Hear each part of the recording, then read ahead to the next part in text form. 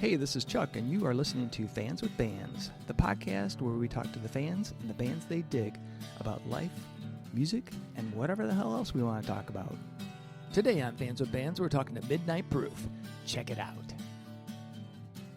Hey, this is Chuck with Fans with Bands, and I'm talking to Charlie, Mike, and Steve from Midnight Proof.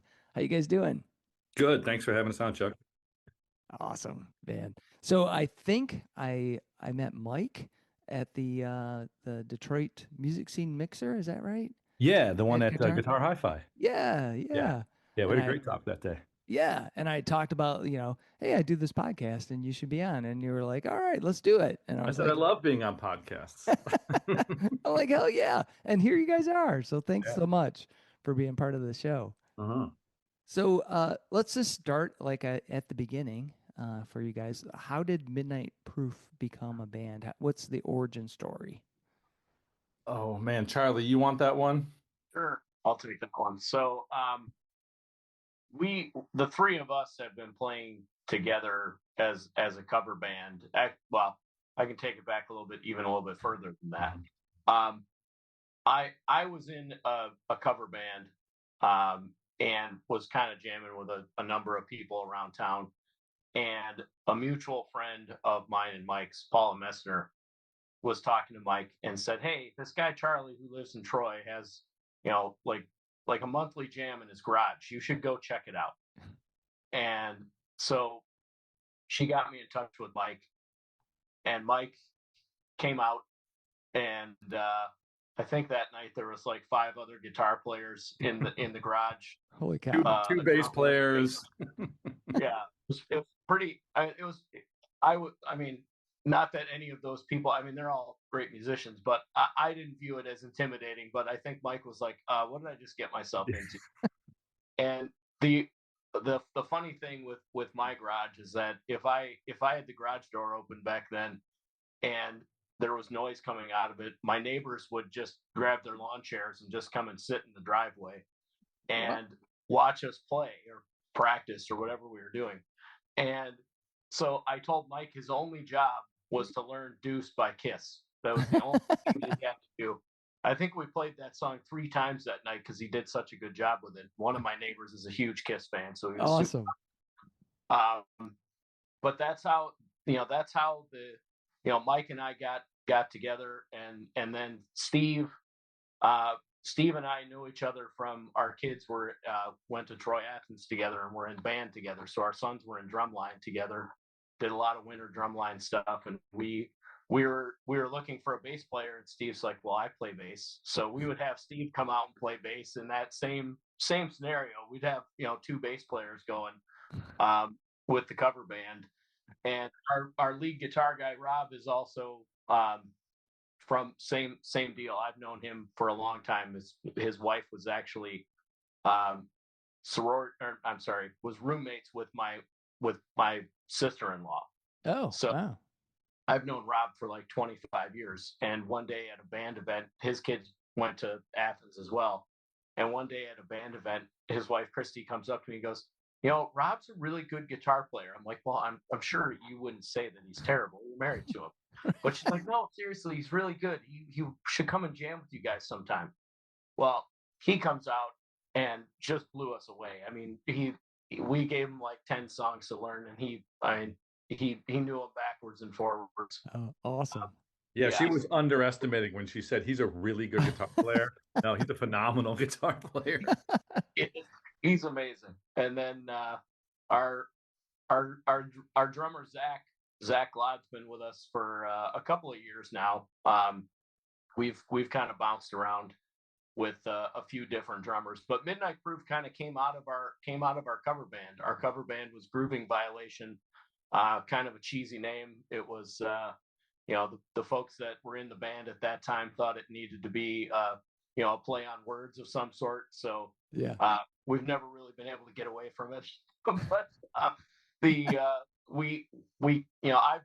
been playing and writing for a while, and Steve has as well. I mean, Steve's been playing since high school or maybe even middle school and writing songs himself. And Mike started writing around the time that we started playing together. So we Midnight Proof kind of came out of that. That during the pandemic, we had some time to work on our own stuff and A realize lot of time. we're yeah, a whole lot of time. But what I think we figured out, and Rob says it all the time, that we're a much better original band than we are a cover band. Well, that's crazy because there's quite a few like musicians that just, that's how you get into music and playing in a band is you're doing covers. And the thought of doing original music sometimes intimidates people. And then there's the converse where people are like, I can't, and this is me. I struggled to actually play any covers, and so like it was like, oh, just got to make up my own shit. So it's funny that you guys like had started as like just jamming to have fun, and then all of a sudden like, hey, we could write our own music. So like, did you? How early was it in that process when you're getting together that you said, like, I've really got some ideas I'd like to share with you guys? Was it like early on when you were jamming, or was it like just I after think a while?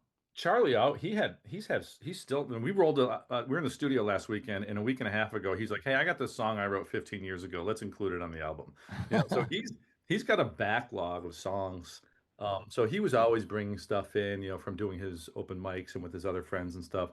Um, so he's always been a pretty prolific writer and really like poetic lyricist. And um, I thought I would try to take my attempt at writing a song, and I brought it to the garage one day, and we're sitting there with one of our first drummers, Cam, and Charlie and I played it for him just acoustically, and Ken just went, "All right," and I was like, "Oh no, my songs are horrible."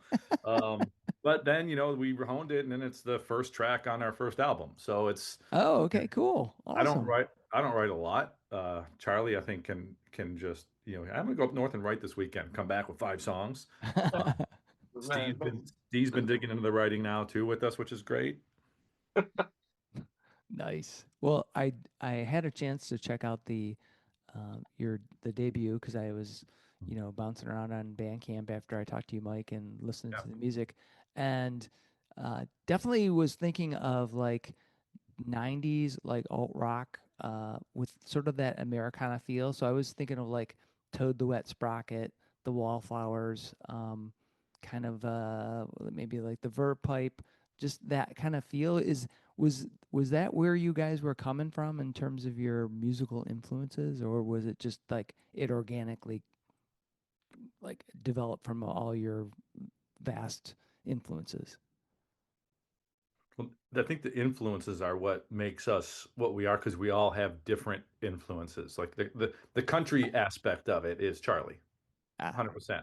nice. Um, I love blues. It's alt country thing too, like the Yeah. early 2000s, all that Americana. That's all me.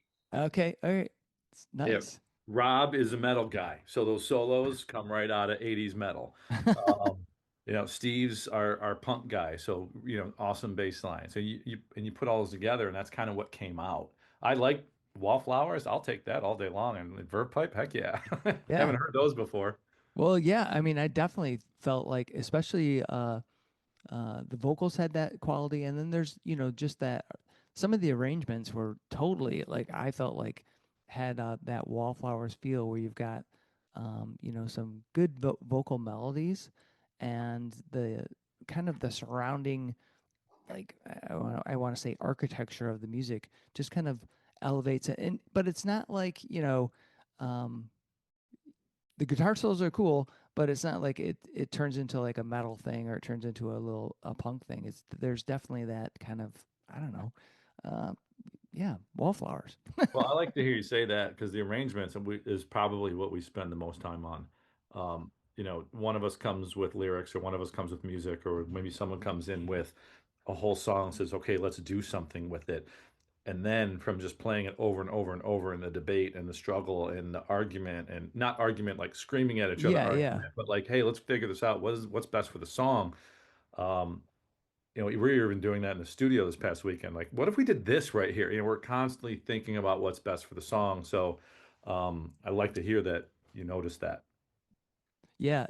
One tune I really love is it's called Bourbon County Blues.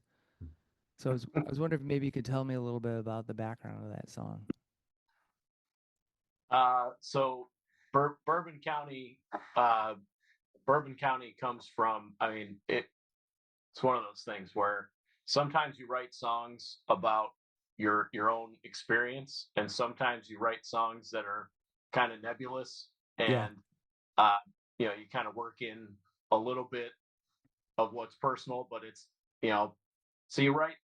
I tend to write stuff, and I try to make it as like it's non-autobiographical. That's how we always refer to it. So I heard a guy in Nashville when we were sitting at Roberts one day, and he's up there singing songs, and he's like, the beauty of all this music is that you have no idea if this is about me or if it's about somebody I know, or I just totally made it up. Right. So that's where that's how I try to come at songwriting. I don't want it to be something that's like, oh, I remember that. I want it to be more of a like anybody can relate to type of experience. So that song comes out of I think that was written at a time when I was drinking pretty heavily, and so some of the things that are in there are definitely attached to that time of my life where I Yeah. was in the bottle way more than I should have been, Uh-huh. and so it's just one of those things. I do sit down and write a lot, and I wrote a lot more back then, a lot of stuff that I scribbled down and then threw away.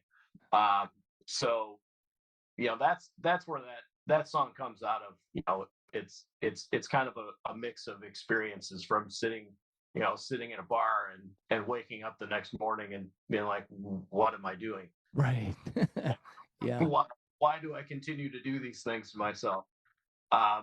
So yeah, I've been sober for almost 4 years now. So some of those things are Oh, congrats, man. the song. Thank you. The songs are. I'd like to think the newer songs are developing in a little different direction, and hopefully hopefully just as good. But that it's it's all part of that creative process of Mike and I will and Steve as well. We'll sit down and look at the lyrics of what's there and be like, well, what if we took it this way, or what if we did like actually Bourbon County has a kind of funny story. There was like 3 songs in there, and Mike was like, take all this story stuff out and here's your song. Like this.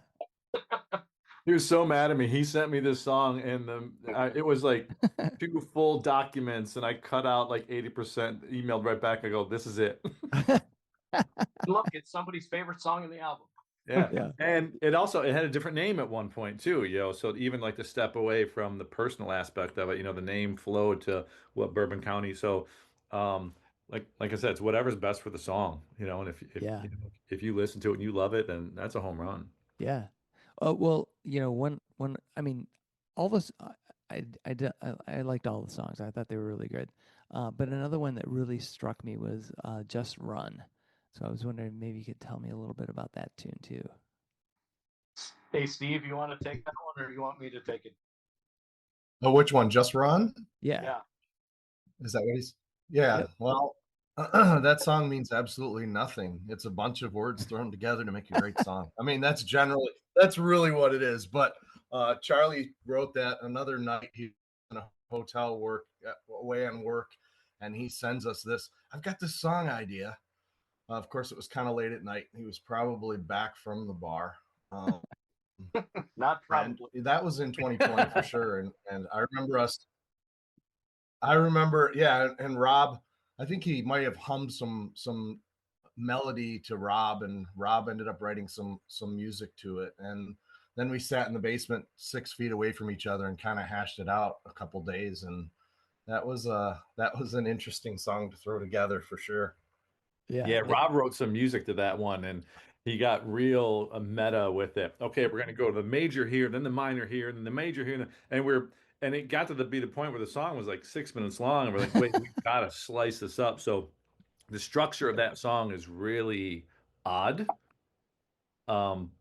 I because we think cut it up into pieces to make it work. But that's the song we usually start our sets with because it's so fun to play, and we come out of the gate just all in. well, that's what I liked about it is because it just sounds like that, like it would be fun to play, and it does have that just I don't know, there like you said, maybe that's all I was picking up on, but just there's an oddness to it compared to some of the other tunes.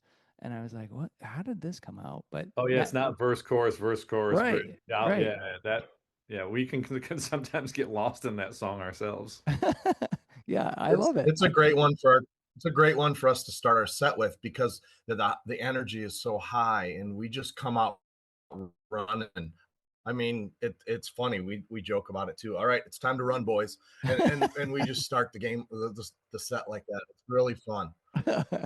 Yeah, that's awesome. So you guys have mentioned, I think, well, Mike has mentioned that you guys are in the studio. So are you, well, I'm guessing working on a new album. So how is that coming? And how do you feel that the music that you're doing on this new recording project compares to what you did on the debut? Yeah, that's a really good question because it's been a couple of years since the first one. The first one's the first one we've done, and I always thought, oh, we'll never do another one. Well, now we're doing another one, and the songs feel so different. Mm-hmm. But we listened to some of the rough mixes, just I mean, really rough mixes. We spent 18 hours at the Temper Mill over Saturday and Sunday, Nice. and knocked out 12 songs. So we had a pretty busy, productive weekend. But Charlie was like, I listened, I think it was like an hour later. He's like, I listened to all of them. I love these songs. Like it's just we, we don't go into the studio with 20 songs and figure out which ones are going to be the best. We go in with what we think is our best. And as of right now, I think we've got another solid album of best songs. Um, Nice. might be a little rockier, a little more rock than the last album, but we still don't know because we still have to do overdubs and mixes, and we're a ways away. But Uh-huh. I it was a very productive weekend with these guys. Nice. So, I'm curious, like for all of you, how is that experience different from the first time you guys were working together in the studio to this time? I think this time we knew what to expect this Uh-huh. time, and we went back to the Temper Mill and we worked with our engineer Eric Maluchnik again. Eric does a phenomenal job, and we had kind of talked about, well, do we want to try and go somewhere else and maybe have a different experience? Yeah. And it was funny because we did a live show with Scott Boatwright, and we were on 11 mile sessions, and we took 3 of those songs and sent them to Eric and said, hey, we want to put out a little EP, can you just mix these down for us and let us know what you think? And he didn't have to spend too much time with any of it. He sent it back to us, and I'm like, guys, why are we going to go anywhere else? He nails our sound. He us. And so that from that aspect, it was great. We all kind of knew what to expect. I think the funny thing is for us, this, at least for me this weekend, was we went in expecting to kind of do things exactly like we did last time, Mm-hmm. and we spent the first like 2 hours working on a song that we've played a million times and just couldn't get it right.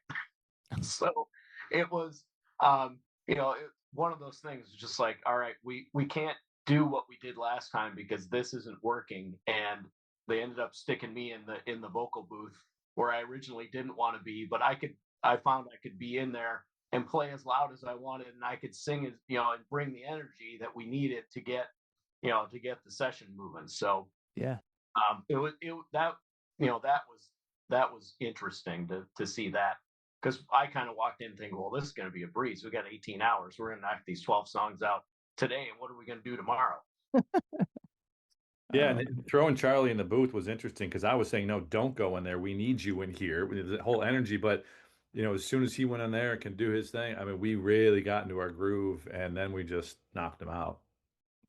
so did you feel that because this is something I've wondered about quite often, because sometimes you get a recording that feels at the time that it felt, like you had all the energy of a live show, but then it lacks. And so you know, when you were mentioning, Charlie, that you were going into the booth and being able to capture some of the energy you wanted, was that part of it? Was that, were you feeling like you like couldn't put all that you wanted to because you just didn't feel like it was live? Like, what was that? What was that like? What was that The, experience? the thing with, you know, we last time we were all in the room together, and you know, everything's different. Like we had, you know, we had the same basic guys, but we had different drummers, and they played louder. And Eric also used different microphones for the drums. So you've got all these different dynamics in the room. Where last time I could be in the room and sing at some sort of normal volume and be in my regular register, and it wasn't bleeding into the microphones. Got it. But this time, I mean, Mike and I joked that I was doing my Lou Reed impression, and just like very, very low and like lower register, very breathy, like not where I would normally sing. And it was, I feel like it was throwing everybody off because it was like a beat. It was like a beatnik spoken word performance. because the microphones were picking it up, and the microphones were even picking that up. So it was like, Oh. all right, this isn't going to work, Yeah. you know, for what we're trying to do here. So Yeah, and our drummer that we're playing with now, Zach, you know, he's very much a finesse drummer, and there's a lot going on, but there's also space in there. Mm-hmm. So it's not just boom crash. I mean, there's so much that he's doing and giving the drum space to breathe and be creative that you can hear my amp bleed through. There was 13 microphones on the drum set. You know, I mean, Yeah. there was a lot of open mics in that room. Nice. Very nice. Yeah, I've heard good things about the Temper Mill. I've never actually been there, but it looks like it's a cool space. Very cool space to be in. Nice. Very cool. Well, you know, we had talked well, I had talked about like what I felt your music sounded like, but I'm curious, and we talked a little bit about influences, but I'd like to get more into like the specifics, like what kind of music was the music you were growing up with, maybe like first albums, that kind of thing for each of you, and how did that influence you wanting to play music? And I don't know who wants to start. why don't you take that one first, Who, me? Steve? Steve, yeah, Steve, take it. Yeah. All right, cool. So the first record I ever got was Stevie Wonder, Songs in the Key of Life. Oh, such a good album. So absolutely, it's still up there in my top five of everything. I say that about a lot of records, but that's he's kind got of where about it all started 47 for in me. his top 5. Yeah, exactly. It happens. So it happens. my music diversity is all over the place, so I kind of have a top 5 in every genre that I can think of, and some days it's different than others.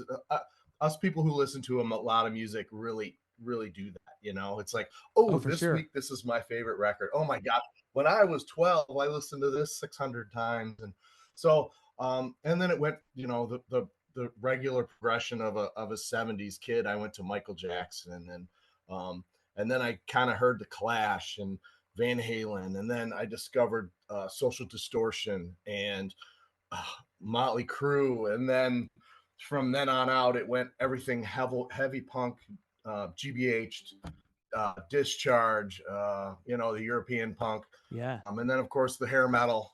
I really got into a lot of that. Anything from, you know, Dokken and whatever, Poison.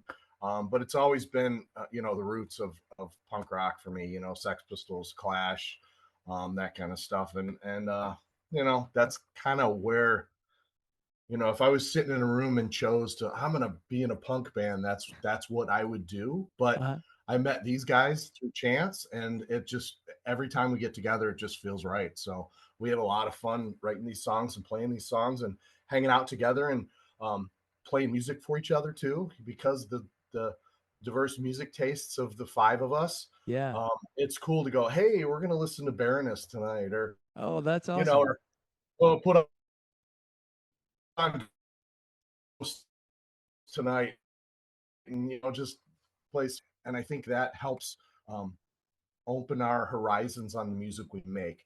We don't, it's funny because we talk about a lot about our influences, but when we go and sit into a room, we don't go, let's write a country song or let's write a rock and roll song or however it is. It's fun because we sit down and someone will go, okay, I've got these 4 chords, and they start playing them. And Zach might come up with some hip hop beat, and Mike's over there doing slide guitar, and I'm trying to do a punk rock bass line, and Charlie's, singing Jason Isbell, So it it really um, makes the songs specific to us, and I think that's the best part. We've spent a lot of time together playing music, so um, we really give each other a lot of space on creativity, and I think it works really well for us. I don't think I've ever brought anything to them and they went, oh no, that's horrible, let's not do that. You know what I mean? It's like, Yeah. it's a really open creative space, and I think the 5 of us have really found a good connection to make fun that we all appreciate. Yeah, that is so cool. I love that you guys share music with each other, and that you have that openness to listen to it, because sometimes, certain folks are, genre specific and they don't really want to branch out. But I think, like you said, Steve, that is probably a key to the music you guys are making, because there is elements of all those different things in there. And I think if you listen to it deeply, you're gonna pick that up. And now, after you've spoken, I want to go back and listen to that music again, because I'm sure I'll pick up other things. But anyway, Charlie, Mike, who wants to go next? Mike, go ahead. Yeah, I think it's interesting you say that too, because this next record, we call ourselves kind of, Rustbelt Americana. This next record, I don't know what we're going to quantify it as, because it's so many influences coming in. I grew up, and we all grew up in the 80s, and some of the 80s music was absolutely atrocious. So I grew up in a Yes. really closeted household. Luckily, my brother and sister were older than me, so I was getting, I got my love for Prince from my sister. Oh, I yes. got, classic Jay Giles from my brother, but I got Jim Croce and Elvis from my parents. Nice. So, but I went through the hair metal phase with my friends in the 80s. That's what they were listening to. So sure, I'll listen to that. Um, wasn't until college when I found The Cure and REM, and I went, all right, here we go. Um, I got into a very, very eclectic phase. One of my first job out of college, I was working at WDET. So I heard everything, and Yeah, live music performances and meeting these artists. And that's when I found Robert Johnson and Buddy Guy. And from then on, the avenues took me to 60s soul. So I've gone through these modes. Like, there's actually, Steve and I were just talking about this weekend. There's a song on this upcoming record I wrote called Extra Mile, and Steve's got this 60s soul bass line. I'm like, where did you come up with that? Because that is perfect for what I would have put there. Um, but then even now, like, we'll go to a punk rock show. We'll go see Jason Isbell. yeah. I can't tell you how many times I want to see the Black Crowes again now that they're playing. Like, that's one of Yeah, my go-tos. So if you look at all of our record collections, it's everything from Miles Davis and some of the acid and fusion jazz to Brandy Carlisle. And I don't know. I mean, if it's good music, we're listening to it. that's cool. I love Every that. single all of us, we're always sharing stuff. And I might not love the artist that Charlie says, hey, you got to listen to this, but I'm going to go, okay, Charlie sent it to me. I'm going to listen to it. Right. And I'm going to try to take something out of it. And we don't always like our choices that we send each other. Like, yeah, wow, that was cool. But Yeah, I think even in the studio and in just hanging out as absolute people who absolutely love music, there's a trust there in listening to what we're all listening to. that's cool. That's awesome. So, Charlie, how about you? Yeah, so these guys like to refer to my music choices as country. I highly disagree. Whatever, whatever. all it's all country Americana. It is like when you say country, people think of what's on WICD around here, and I wouldn't listen to that if you paid me. I know Uh, that's a tough one. So, not to, yeah, yeah. When people say country, I cringe, because I know what real country. I grew up on real country music, and the country music that people say they listen to now is not country music. No. That's pop music with fucking Nope. really shitty. Pop It Mhm. fucking blows. Southern accent. Yeah, yeah, No, Yeah. I don't listen to pop music. I don't listen to pop country. But yeah.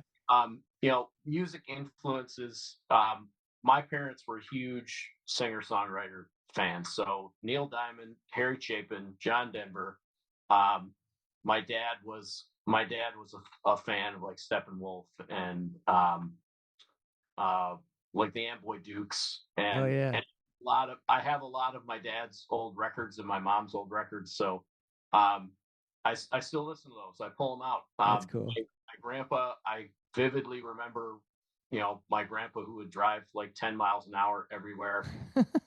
We'd go up to the UP to visit him, and he'd be in the car playing like Chet Atkins tapes. Oh man. So Now I you're have talking. records. I- Django Walker, or not, I'm sorry, Django Reinhardt, not Django Walker. That's totally forgot. But so like that's the music that I had in the house when I was a kid. But I went through the same phases as these guys. I listened to hair metal. People used to question my music choices in high school because I was a huge Rush fan. Going to see them again. Can't wait. Yeah, me too. I was because of my friend Ken. I was a big Slayer fan. I liked a lot of metal. I liked Anthrax. I liked a lot of that stuff. But I also listened to a lot of rap music. Yeah. So NWA, Public Enemy. I loved all that stuff. And people be like, "You can't listen to all of that." I'm like, "Yeah, if it's like Mike said, if it's good music, I'm gonna listen to it." Right. So, after high school, I did get into 90s country, which I liked some of that. But it was a lot of the same thing. It was the stuff, singer-songwriter stuff, and the stories more than anything. That's what I gravitated to. So, but now, since like I would say the 2000s, I mean, my musical taste is pretty much right down it's Southern rock, Americana, alt country, whatever you want to call it. Yeah. Jason Isbell, Drive-By Truckers, American Aquarium, anybody in that vein, Cross Canadian Ragweed, Turnpike Troubadours, anybody in that vein. I love all that music, and it's the stuff that has a story, but it's still rock and roll. Yeah. At its core, it's all rock and roll. So. It just has a guy with a Southern accent singing the words. So people immediately they hear that and go, "Oh, that's country music." I'm like, no, not really. So, but that's where a lot of my influence comes from, and people, sometimes the stuff that I write, it's like, oh well, like this must be about you. It's like, no, it's not. None of these things are about me. They're like I can certainly see myself doing some of these things, but at the same time, that's the music I listen to. The music I listen to tells a story all the time. So that's where my songs tend to come from, is I'm trying to paint a picture of something that's going on and get whoever's listening to it into that same mindset. Get in the picture with me. Yeah. And these guys have an amazing way of taking the words and adding the feel to those things and adding the color to it. Like on our first record, the bass line for Barflies, the bass line for I'm forgetting the names of my own songs now. The super country song, the very very country song on that first album. Would that be Traveling Love Song? Traveling Love Song, yeah. So the bass lines in that and the melody, like the creative, what I call Texas lead melodies that Rob has put together, all that stuff it helps get everybody into that picture. So it's nice to be able to take something that and work on something that maybe, like everybody's already said it, it's maybe not your cup of tea, it's not what you might choose to listen to, but we can all appreciate where it's coming from and build our own thing from it. We're not trying to sound like somebody else. We're trying to sound like us. Yeah. Well, and you guys are right up my alley in terms of like the diversity of sounds that you like, Mm. because I think that uh, probably, well, I think I've just said that before, but it probably has a huge influence on you as a collective being able to, marshal all those types of sounds and influences and put it your own kind of unique spin on it, which I think is interesting because, you know, um, each band, there's everybody I've talked to, everybody has different influences, and even in sometimes in one band, you'll have multiple people that are slightly different, but uh, it tends to coalesce into like a certain style. So like if you're talking to a metal band, most of those guys are like they may love hip hop or like uh, you know 70s disco or whatever, but in their heart they're at they're Slayer fans or they're death metal fans or whatever. Um, Whereas it sounds like from talking with you guys that each of you have like a heart that's in a certain space, and then it's all kind of coming together in a unique way, which is I think that's really cool. It's awesome. So You know, I found, talking about all these genres and everything, and I think about, just going to the studio and recording all these songs with this feel that is our band. And I found myself, now that I reflect back on the last couple months getting ready to go to the studio, I was not listening to Americana music. hmm I was listening to Kendrick Lamar. I was yeah, listening. I think I've been listening to more of him than I have almost anything lately. Um, there's a couple other things that I kind of go through different genres to do of like Leon Bridges and um, I've been doing a lot of listening of shoegaze music just to kind of chill out, and it has nothing to do with the sound that we do. But I felt like I had to pull myself out of that Americana country rock, southern rock aspect for me to appreciate what we were doing together in this, in the rehearsals and stuff, because otherwise it would get boring for me. yeah, And, yeah. I'd be like, okay, I'm doing this again. All right, I'm going to listen to the song. Yeah, I can pull from that. I needed to escape from it. So, um, I didn't really think about that until this conversation, but that's a lot of what I've been listening to as we're heading into the studio. So sorry, guys. Well, That's like you said, I do think that there's something to say, in terms of like that fatigue, where if you're always listening to, whatever you love, but not necessarily, um, what am I trying to say? Basically, like, you these are all things that you love. So, and when Steve was talking about like hair metal and also like these, punk and like some seriously heavy punk or verging on hardcore, and you're like, how the fuck does this go together? Um, but it's different. It's like I'm in the mood for Slayer. I'm in the mood for Jason Isbell, and you get those things together. Oh, I want to listen to some Radiohead. You pull all those things together, kind of gives you a break from your sound, but then like Mike, to your point, it gives you a reference point to go back, because I had this problem when I was in a band. I could not listen to our music. I just like I didn't want to, because I was like I fucking live it, so I don't really want to listen to that. But other people in the band were that's all they would listen to. So I think it's interesting that you say that you would kind of get a little break and then come back to it and appreciate it better.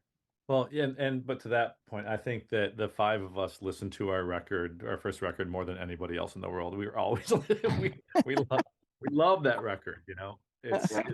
I have it on. There's a CD player in my car still, and it's the Oh, only CD that's in there. So sometimes, hey, let's listen to it again. We yeah, love those songs. that's awesome. Yeah. That is so cool. put So out my on Facebook or anything. I can't put my top 10 songs of the year or albums or anything anymore because it's They're just all ours. us.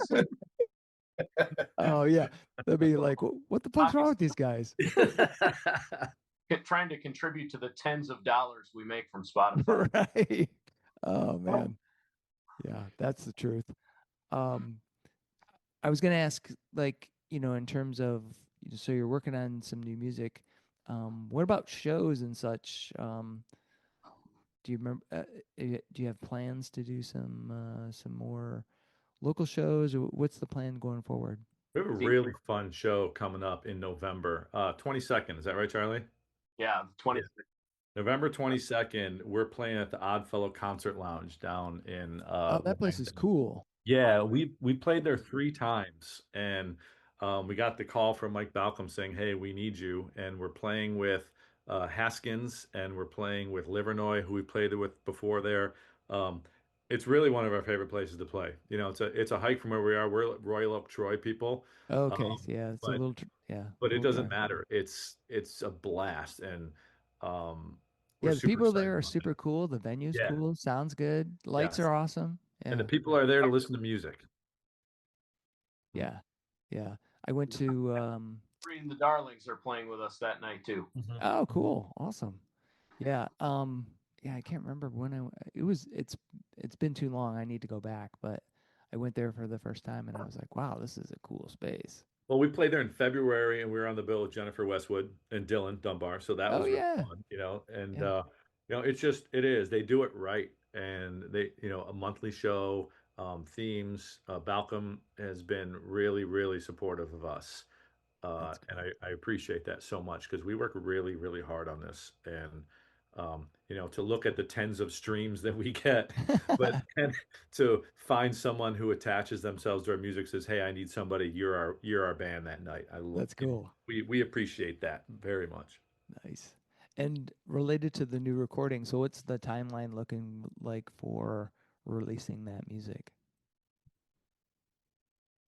That's a good question too, because we just got to the studio about 72 hours ago.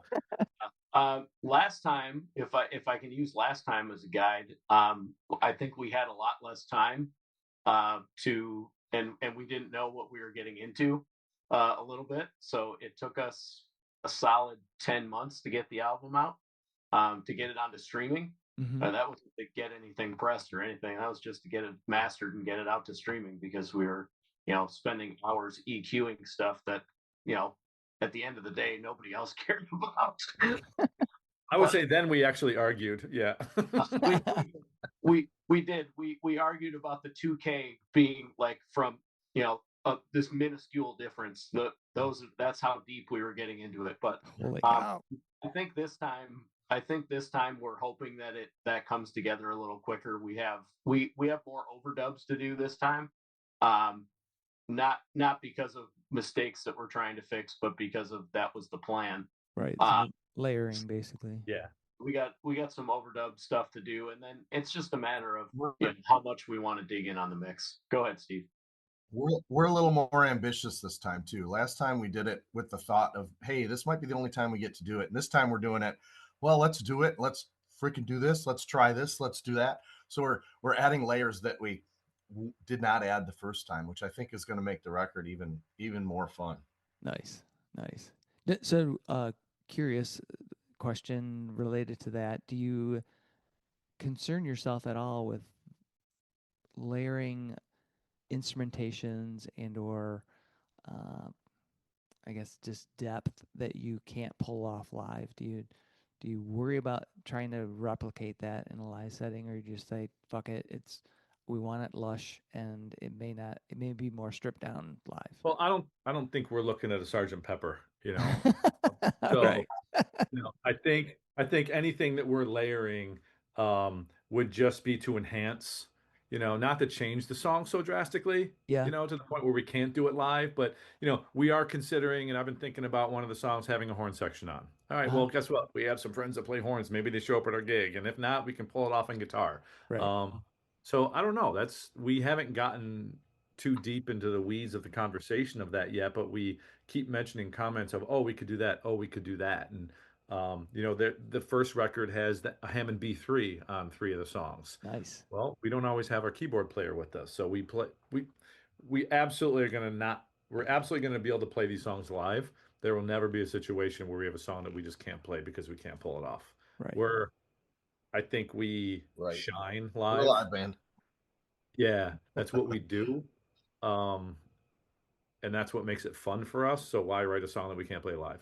Yeah. Yeah. Well, and Yeah. just thinking of the way that you've described songwriting, you're coming at it from a point of view where it is a a bare bones level of like rhythm and beat and harmonies and melody that, yeah, it can be fabricated as opposed to, you know, something that's completely electronic. Well, even those can be really done live, but Yeah, uh, we're three chords in the truth.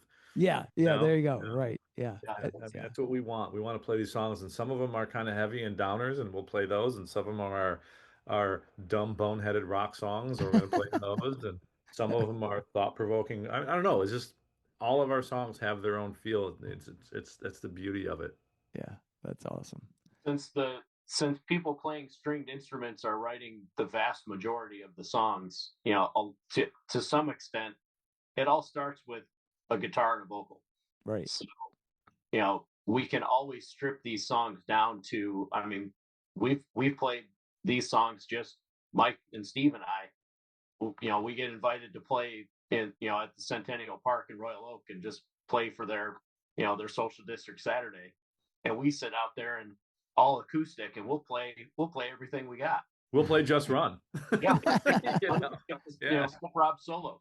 Absolutely. So yeah, I mean, that's the beauty of what we're doing, is that it can be very simple. But yeah, to your point, when we're in the studio, when we're making the record, I think there is like, hey, how do we fill out the sound here? How do we, how is there something else we could be doing sonically to make it, better, Yeah. and enhance what we're doing, but not to a point where it sounds, contrived, or it's something that we couldn't pull off live, or wouldn't sound, the song's totally different.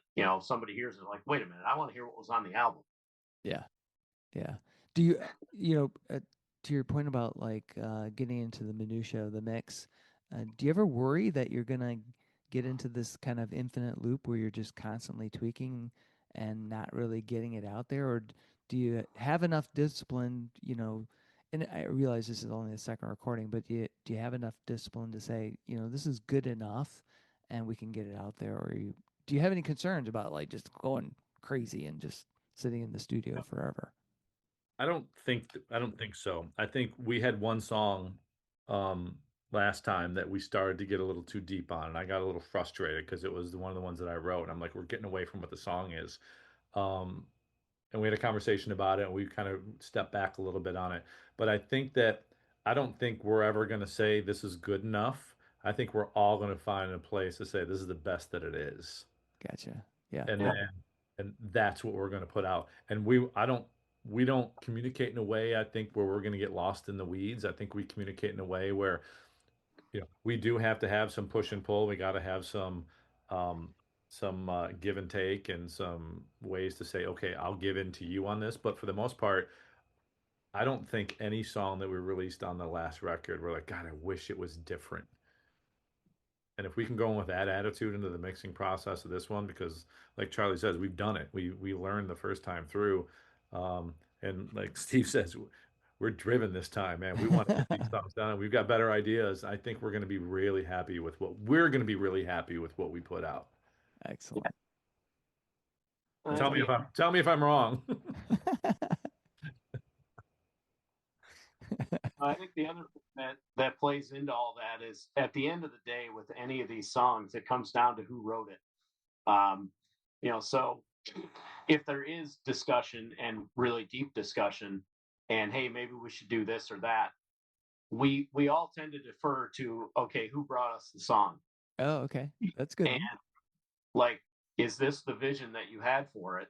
And maybe obviously sometimes the vision changes a little bit as we're crafting the song, but at the end of the day, we have that level of respect for each other, where it's like, we can all understand each other's perspective, but this one was mine, or in that case, it was Mike's. Yeah. And hey, this is what I really want. Okay. Yeah, but to that point, we're not this really like gross, sweet and sugary band. I think that, like, I don't think there's ever a time where Charlie's like, well, I wrote this song and this is the way I want it. And Right, every right. time, I'll say, well, Charlie, it's your song. He's going to go, no, it's our song. And he's like, well, Mike, this is your song. I'm going to say, no, it's our song. Like, we always deflect back. Like, Steve's got a couple amazing tunes on this record. And we're like, Steve, what do you want? He's like, what do we want? It's just we just have that, like Charlie said, a respect of what we want to do for the music and the song, that ego gets checked at the door.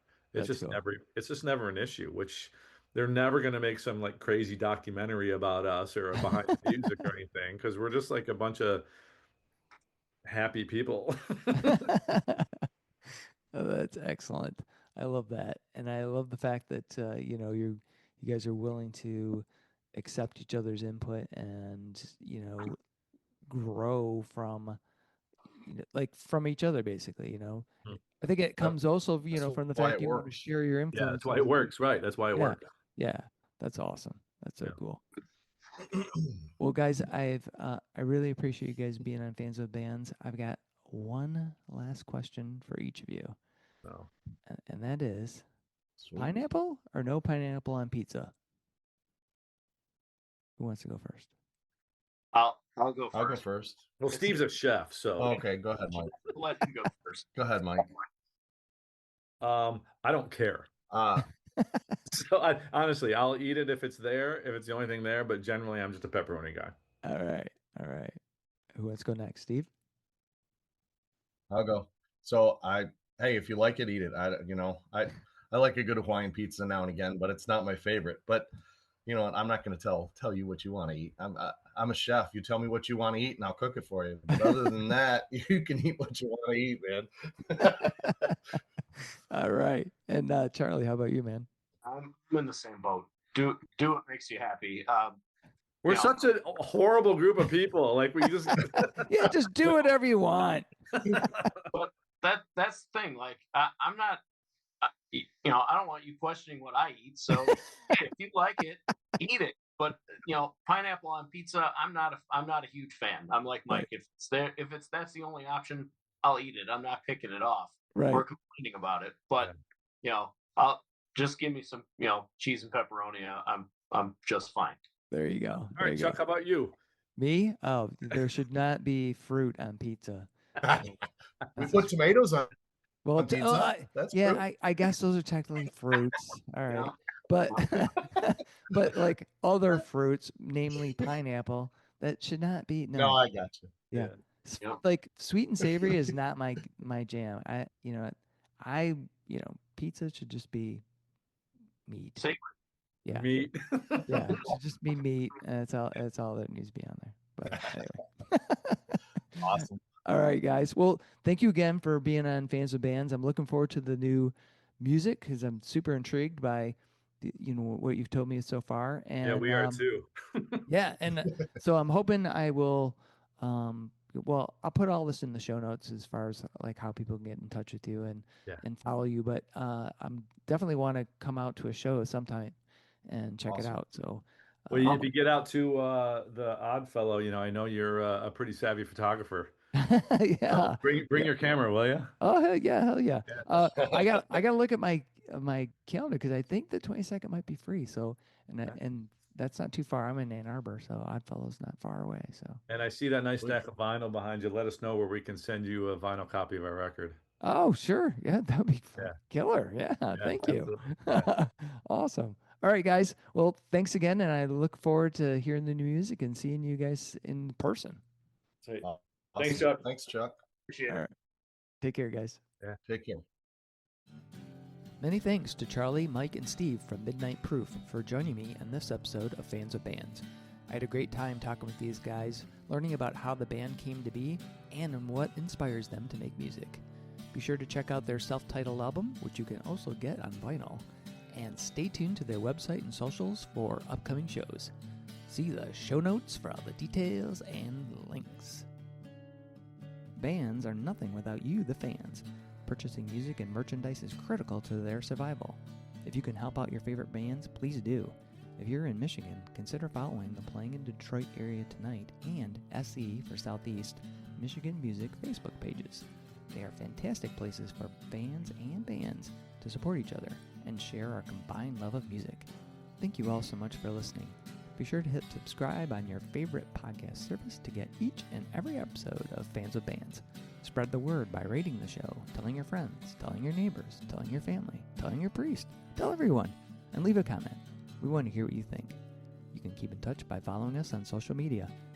This is a Life in Michigan production. Until next time, be well and kick out the jam.